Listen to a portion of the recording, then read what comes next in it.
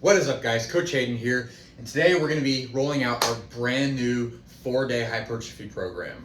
So for those of you who just ran our most previous program, the press protocol, this is going to be a bit of a transition from what we've been doing. All good things. We're going to get into some of the training philosophy differences of this program, and then we'll go over the outline of the program, how the days will be split up, the exercises, and so forth, and things that you can be on the lookout for in terms of how the exercises will look different, how the different training philosophy will play out in those exercises. So first, how is this going to be a transition from what we've been doing with the press protocol?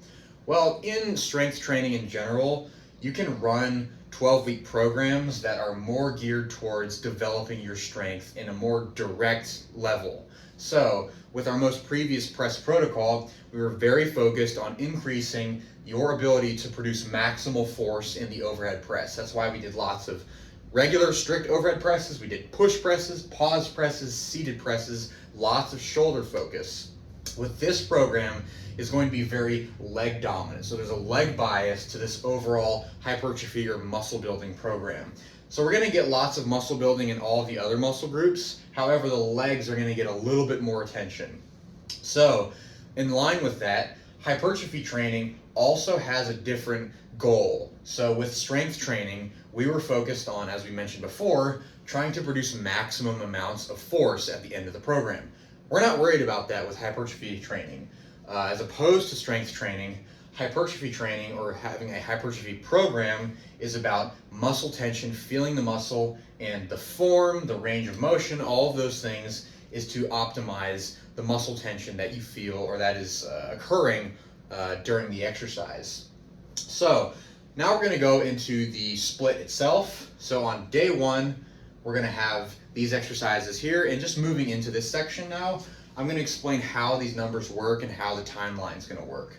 So with the squat, on week one, we're going to do 2 sets of 8 to 10 reps. We'll get into the RPE in a little bit. Week 2, we're going to do 3 sets of 8 to 10 reps. Week 3 is 3 sets of 8 to 10 reps again. And then week 4, we're going to do 4 sets of 8 to 10 reps. So that's the way that the time iteration works. Next, we have Bulgarian split squats or rear foot elevated split squats, supersetted with dumbbell RDLs, both within the 15 to 20 rep range using the same timeline breakup there. And then we have barbell curls supersetted with overhead tricep extensions. 10 to 15 reps for the barbell curls, and then 15 to 20 reps for the overhead tricep extensions. So very leg focused, but then a little bit of arm sprinkled in at the end.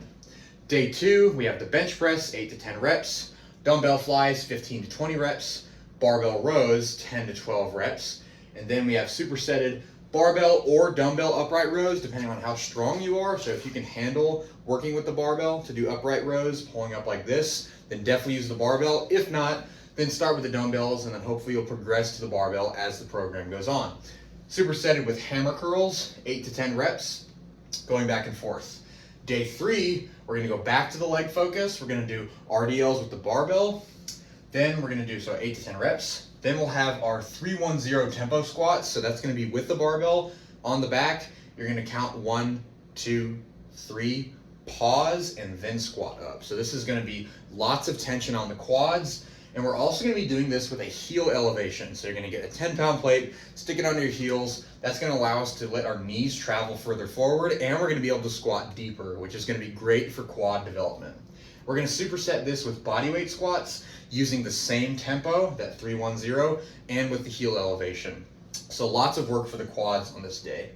Then we're going to have barbell or dumbbell skull crushers or French presses. So similar concept with the upright rows. If you can use the barbell to do skull crushers, then that's great. If not, start with the dumbbells and see if you can work your way up. We're going to be in the 10 to 15 rep range, and then we'll have 8 to 10 reps for the dumbbell curls. Last day, we'll have deadlifts, 8 to 10 reps, 2-handed dumbbell rows. So for these, if you've ever done dumbbell rows off of the bench with one hand, it's a similar concept, but you're going to get 2 dumbbells, you're going to hinge forward in an RDL position, and then once you're down there, you're going to be doing that rowing motion with both hands and both of those dumbbells. Hex presses, I know a few of you have seen these before. It's when you have 2 dumbbells pressed together, and you're doing almost like a bench press motion. The lateral raises, we're going to superset these with dumbbell skull crushers, specifically 15 to 20 reps, and then 8 to 10 reps, back and forth. So this is the way that the program is laid out.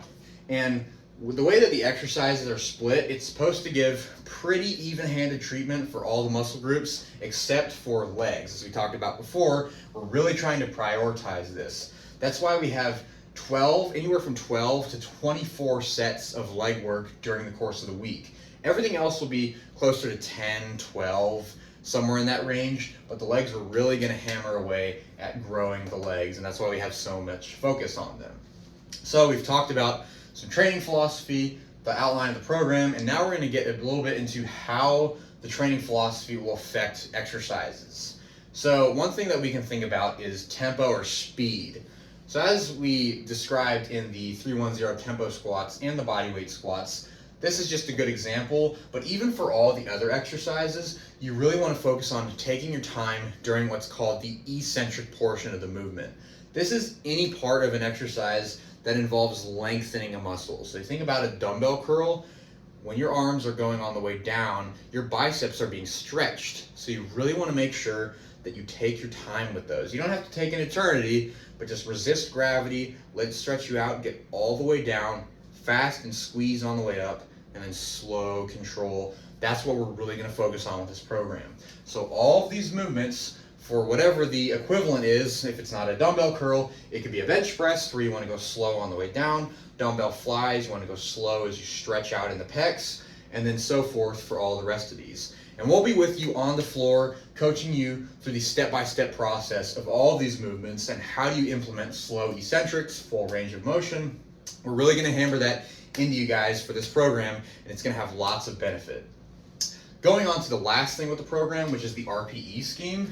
So going back to the layout that we described with weeks 1, 2, 3, and 4 with our sets, we're going to correspond those sets with RPE ratings. So for week 1, using the squat as an example, we'll do 2 sets of 8 to 10 reps at RPE 6, and then 3 sets of 8 to 10 at RPE 7, 3 of 8 to 10 at RPE 8, and then 4 of 8 to 10 at RPE 9.